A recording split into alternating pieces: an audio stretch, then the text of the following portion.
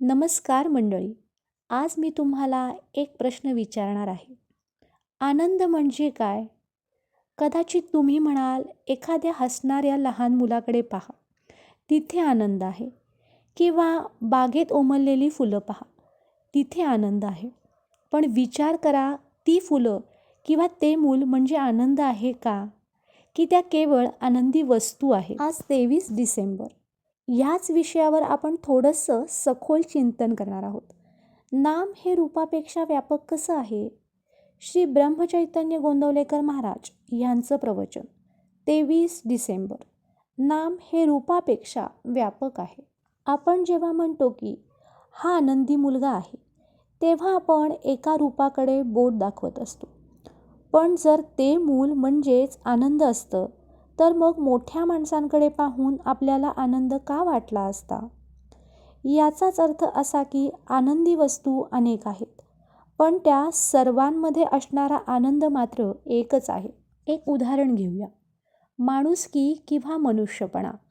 हजारो वर्षांपासून लाखो माणसं जन्माला आली आणि गेली. शरीर बदललं, नष्ट झालं. पण माणुसकी ही संकल्पना, हे नाम आजही तसंच आहे. रूप हे मर्यादित असतं, पण नाम हे व्यापक असतं. मंडळी, हा नियम सर्वत्र लागू होतो. सुंदर वस्तू येतात आणि जातात, पण सौंदर्य कायम असतं. चांगले लोक येतात आणि जातात, पण चांगलेपणा शिल्लक राहतो. शरीर येतात आणि जातात, पण जीवन नावाचं तत्त्व तसंच राहतं.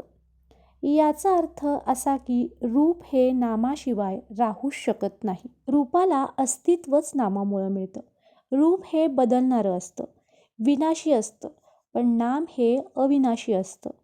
त्याला काळ, वेळ किंवा जागेचं बंधन नसतं. आता विचार करा, जर हे नाम इतकं व्यापक आहे, तर परमात्म्याचं नाम किती श्रेष्ठ असेल?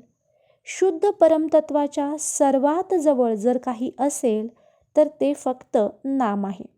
म्हणूनच असं म्हटलं जातं की जेव्हा आपण भगवंताचं नाम घेतो, तेव्हा प्रत्यक्ष भगवंतच आपल्या जवळ असतो. कारण नाम हे दृश्याच्या पलीकडचं आणि अतिशय सूक्ष्म आहे. आजच्या विचारांचा सारांश इतकाच. जग बदलत राहील, माणसं बदलतील, परिस्थितीही बदलेल. हे सगळं रूप आहे, पण जो मूळ आधार आहे ते नाम कधीच बदलत नाही. शेवटी एक सुंदर विचार. माझे बोलणे प्रत्येकाला कळते. ज्याची जेवढी तयारी असेल तेवढे त्याला कळते, पण वाया कुठेच जात नाही. आजच्या प्रवचनाचा सारांश तुमच्या लक्षात आलाच असेल. हा विषय तुम्हाला कसा वाटला हे कमेंट करून नक्की सांगा. आणि श्रीराम जय राम जय जय राम लिहायला विसरू नका.